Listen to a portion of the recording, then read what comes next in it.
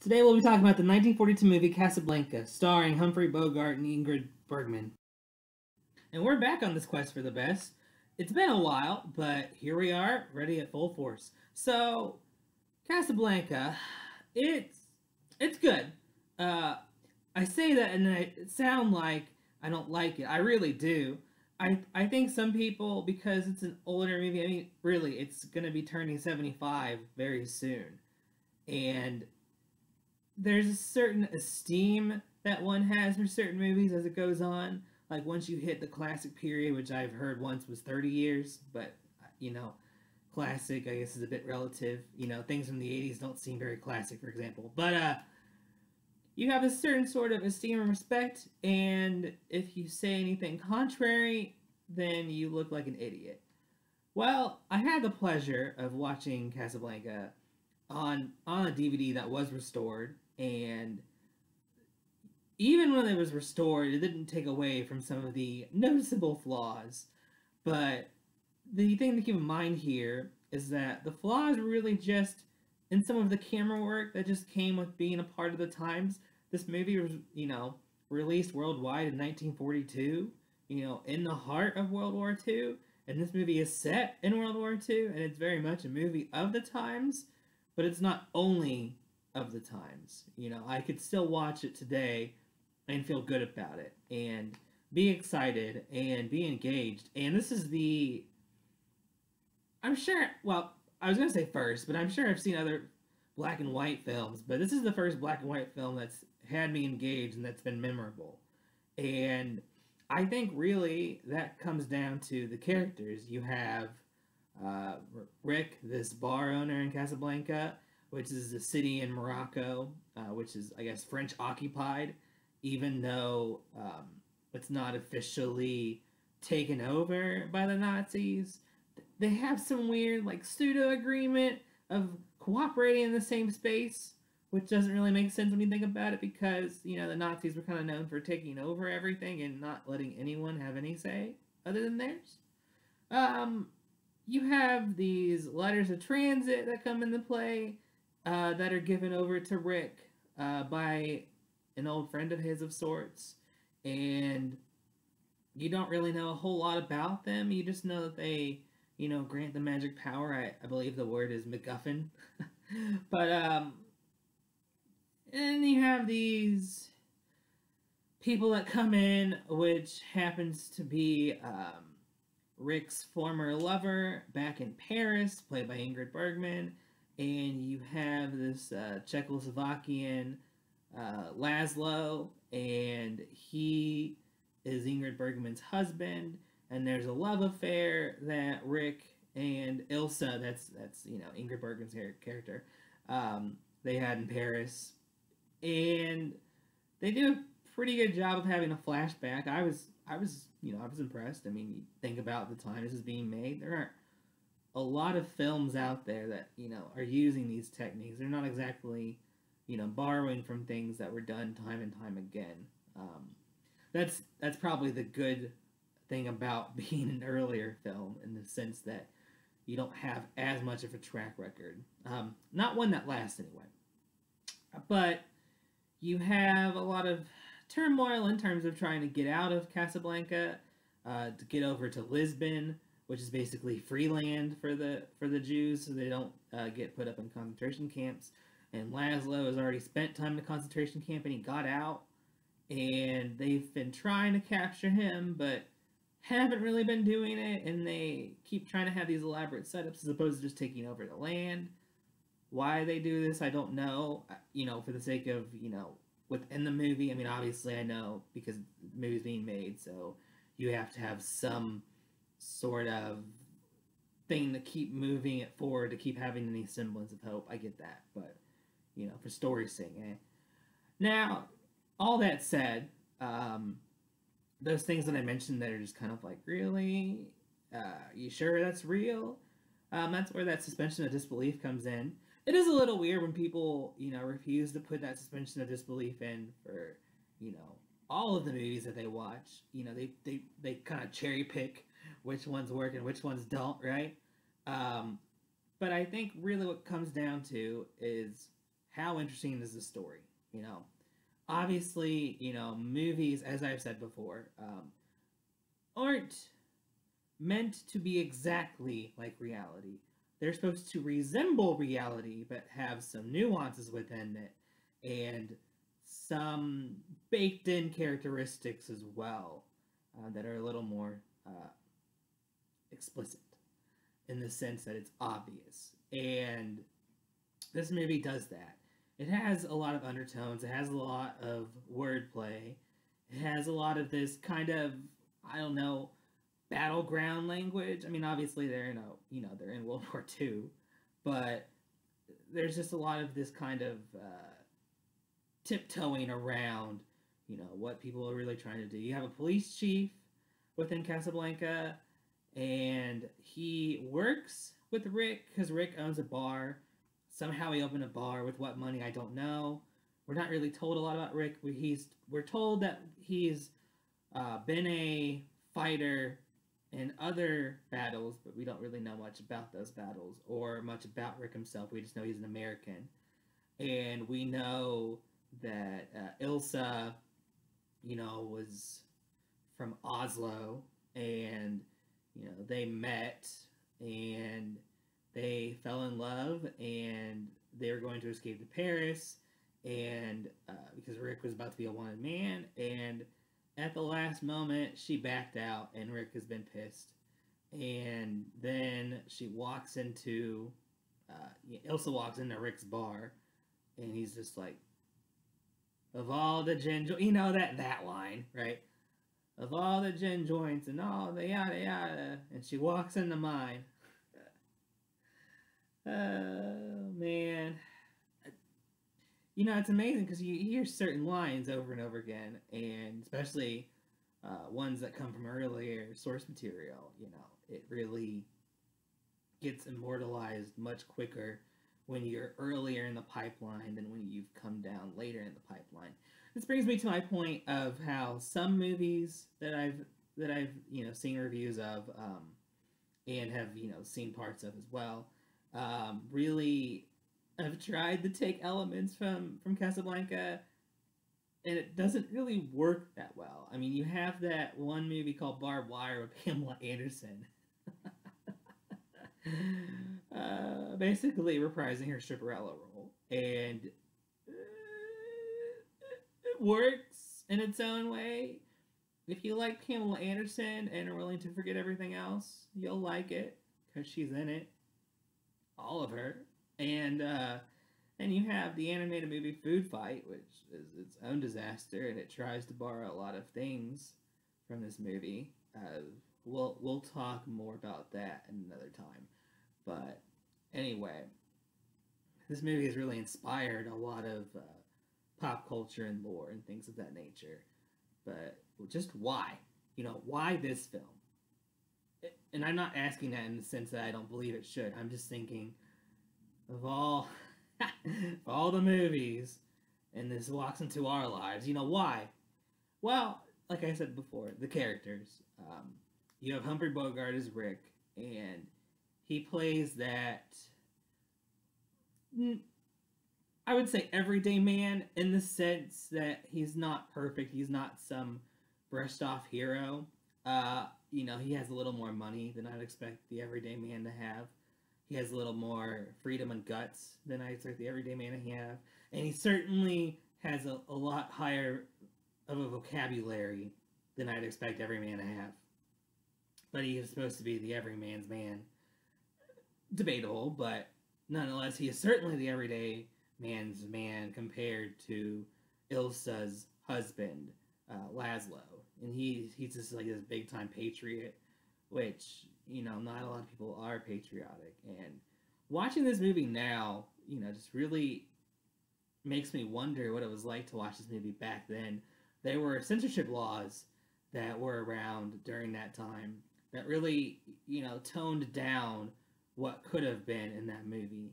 You don't notice a lot of kissing and, actual romance between, in the sense of, you don't see a whole lot of, physical affection, like any indecency per se, and that's because there are a lot of ethical codes around forbidding or prohibiting that.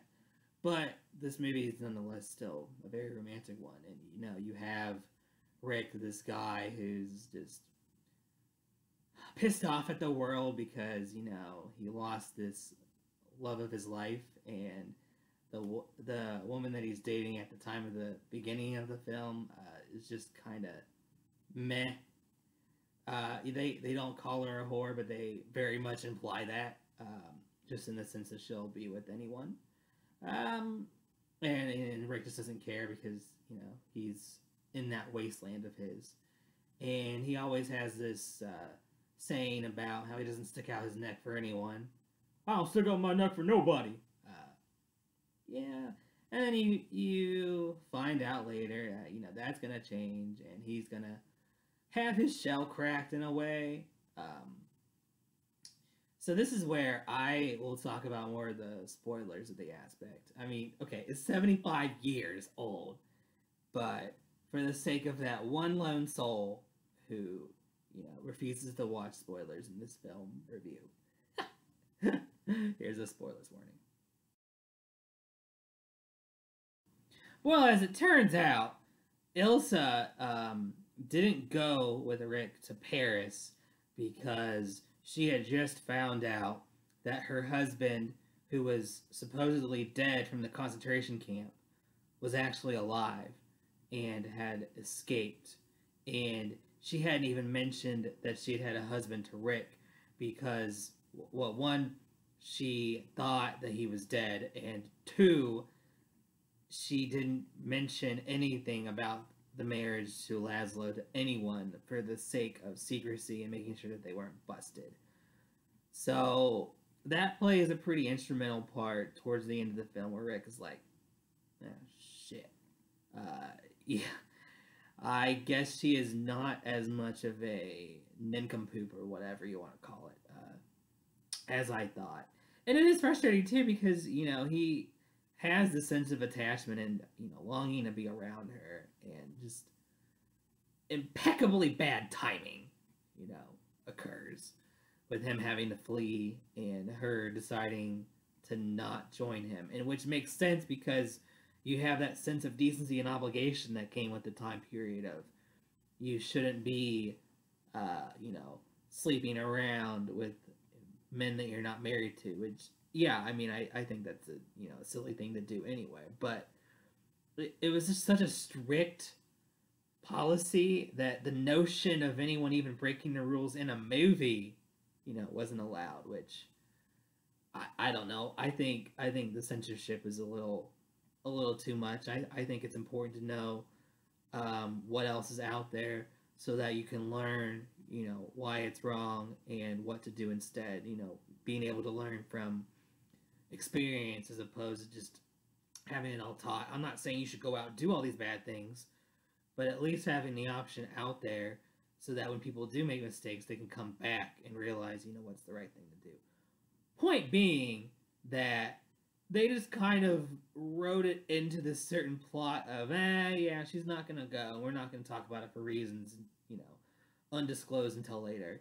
I should mention, too, that you have Dooley Wilson as this piano player named Sam, and, this is 1942, there's not a lot of black guys that are having, really big roles in movies, and he's a piano player, he's an entertainer. It's not really a shock in this anyway, but you really get a good character out of him, and you get a good connection as to who Rick was and who Rick is and who Rick is going to become.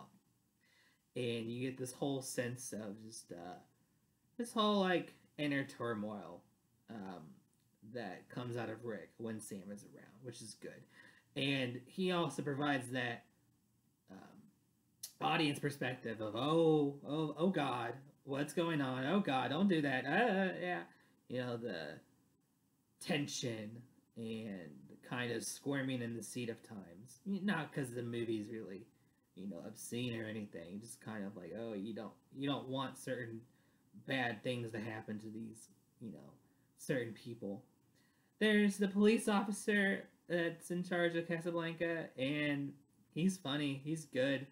There's quite a lot of elegant wordplay. Now, I gotta be honest with you, I love wordplay, but in terms of people actually talking like that, please.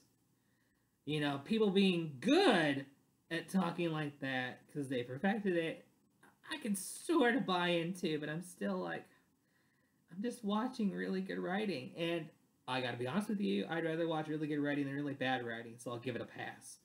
Now, one of the things that comes up with this movie too is just some of the effects are terrible.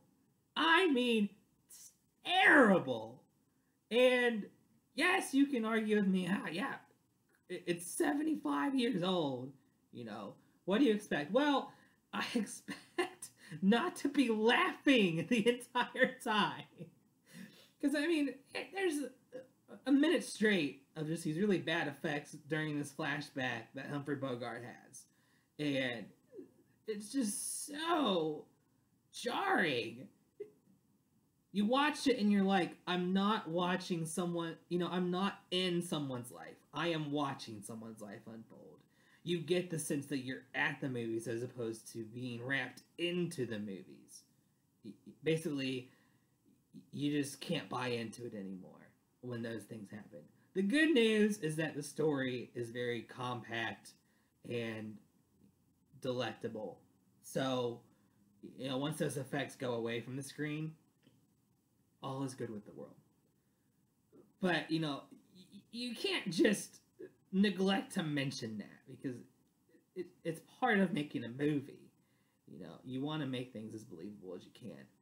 But like I said, those things were minimal and it wasn't consistently bad.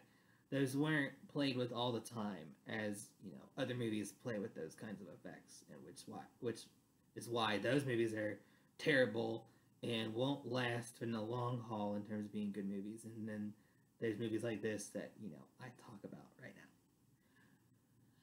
now. In terms of anything else that's kind of questionable, I think it's really nitpicky. You probably say some things, like I said before, about, people not really talking like this, having different fade-ins to in certain rooms. It's really more of a technical side. Some of the things that come up with when it comes to continuity in terms of the story. But like I said, you really can get absorbed by the storyline of the love triangle that comes around, and also just trying to get out of Casablanca based on who wants to get out, and seeing Rick grow from frankly a cynical, pompous asshole into a really nice guy. Because the spoiler that I'm mentioning now is that, and like most people probably know anyway, but I'm going to mention it now, is that he talks about flying himself out there with Ilsa and, making this grand escape and how he's going to, do all these things with Ilsa. And at the very last second, he tricks Ilsa into going with her husband, Laszlo. Because he knows that Laszlo, is fighting for the right people. And he knows that Laszlo can't do it without having his wife by his side. So he makes that sacrifice when he had the complete control to go on that flight with her instead and leave Laszlo out to die. But he was like, no, I really can't do that. That's not the right thing to do.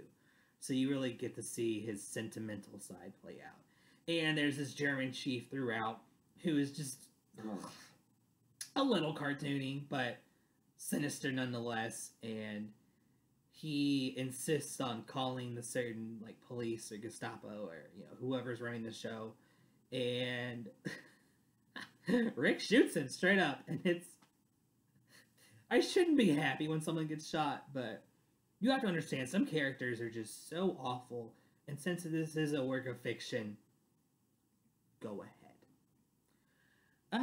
In terms of anything else to really talk about, I think this movie was played out well, and really invested into the characters, and really smart with its writing. A little lackluster on the technical side, but as I said before, those times are, on the minority of the movie as opposed to being a major element. So that's not too big of a deal. And some things happen just kind of conveniently. You have that MacGuffin, as I said before, those letters of transit. You have some other events and placements, and oh, this happens. Oh, you're right there, and oh, you're just so witty, aren't you? But as a cohesive whole, this movie is a solid one, and I can definitely see why it's lasted for 75 years. Now, I have one final note before I'm done. They have this bar, it's like competing bar, named the Blue Parrot. But the thing is, the movie's in black and white, so you never know if the parrot's blue. I'm sure you could look it up somewhere and confirm it for me, but my point is, having a black and white movie and then having an element of the movie called the Blue Parrot, which you mentioned more than a couple times, and it's the location for more than a couple of scenes, you would think you would, at least make a joke about not being able to see the blue, because everything's black and white to you. Maybe I would just appreciate the joke, but anyway, it's a minor point. So yeah, I think this movie, earns its A rating, and I can definitely see why. And this whole quest for the best is kind of hard to really piece through anyway, because most of these movies are just fighting through minor errors as opposed to fatal errors, like the Hunt for the Runt. And this goes towards the middle of my list, actually. I think it's a solid movie, but I have other movies that I like more. So that is Casablanca for you. All right. Well, if you have any, I don't know, any requests, just let me know, and I will consider them at least. Put that in my list of things to do. It's a pretty long list as it is, but I'll definitely keep it in mind. All right. Well, this was fun, and I'm glad to be doing these again, and I look forward to going to my next one and filling y'all in on how it goes. All right. So I'll catch up with y'all later. Okay. Bye.